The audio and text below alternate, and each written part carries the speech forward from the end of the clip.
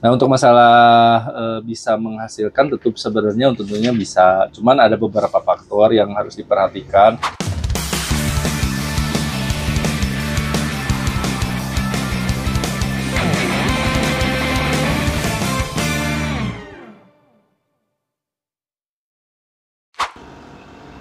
Bos, Bang, lagi ngapain bos? biasa nih, Bal ada pengiriman ya ke Aceh ya. Kemarin ke Aceh, sekarang ke Aceh Barat Daya, Kecamatan Blangpidie, gitu ya.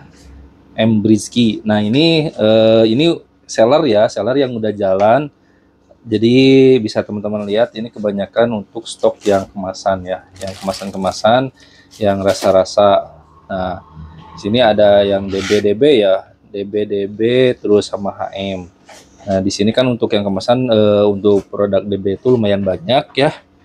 Ada yang press, terus ada yang Evo. Ini kurang lebih sekitar 120 pieces semuanya ya.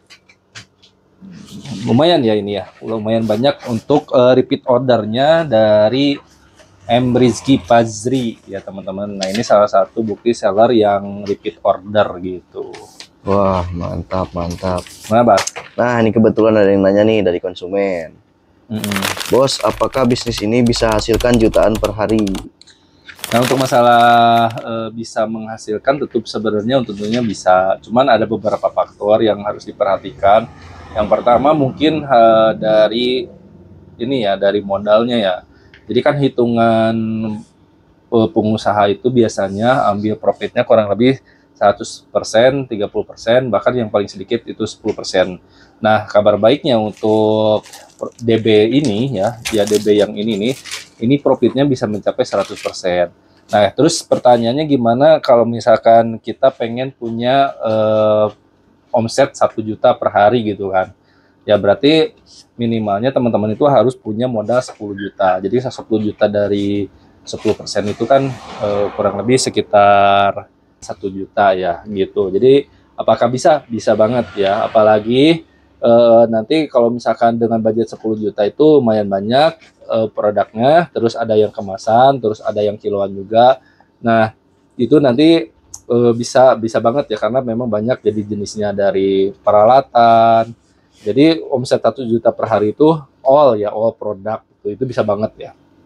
Tapi tergantung ini ya, tergantung nanti promosinya, tergantung lokasi tokonya gitu kan.